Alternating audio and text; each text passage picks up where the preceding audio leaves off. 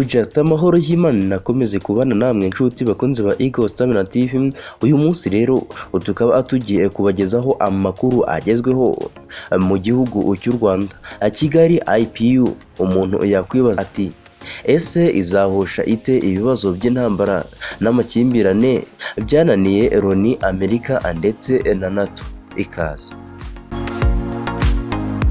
Uko bukeye nuko bwije ibibazo by'umutekano muke, iterabwoba, amakimbirane n'intambara birushaho kuyogoza isi. Inama y'145 y'ihuriro ry'inteko zishinga amategeko ku isi IPU iteraniye i Kigali.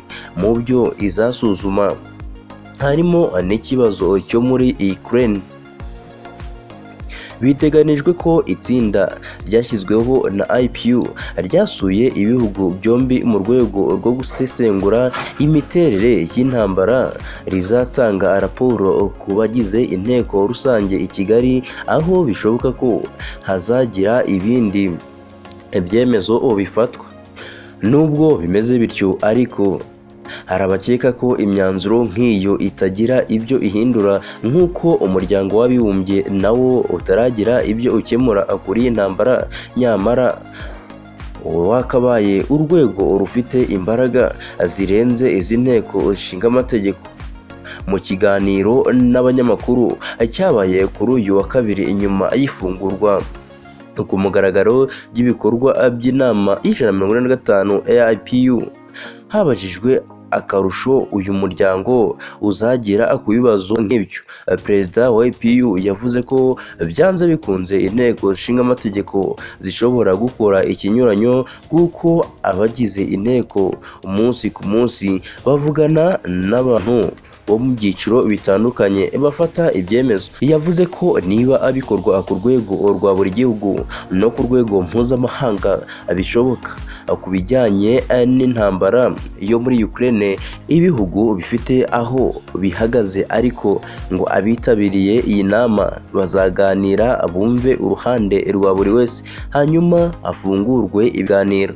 Perezida w'inteko ishinga amategeko y'u Rwanda, umutwe w'abadepite, Mukabarisa Donatille, yavuze ko inkomoko y'amakimbirane n'intambara ari imiyoborere mibi, nk'uko inteko zishinga amategeko ku isi hose zifite inshingano zo gushyiraho amategeko no kumenya no kugenzura ibikorwa bya guverinoma mu izina ry'abo bahagarariye. Hazarebwa niba politiki n'amabwiriza byashyizweho bikorwa uko bikwiye, ndetse hazabeho no kuba abagenzura ndetse banareba abo reba.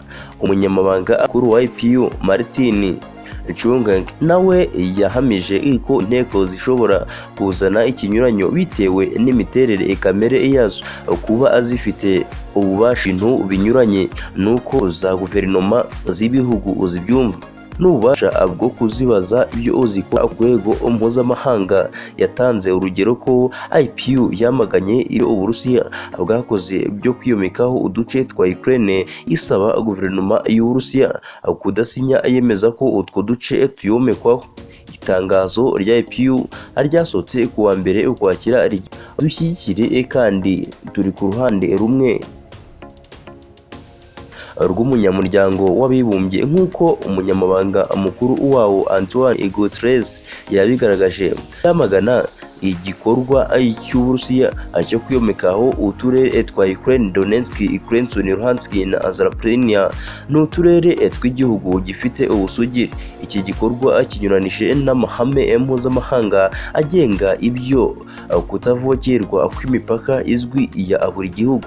Ukwiyomekaho kunyuranije n'amahame ya IPU yo kwimakaza amahoro, demokarasi n'iyubahirizwa ry'amategeko. IPU yahamagariye ibihugu binyamuryango n'inteko zishinga amategeko hirya no hino ku isi kwamagana uko kwiyomekaho kutubahirije amategeko k'Uburusiya.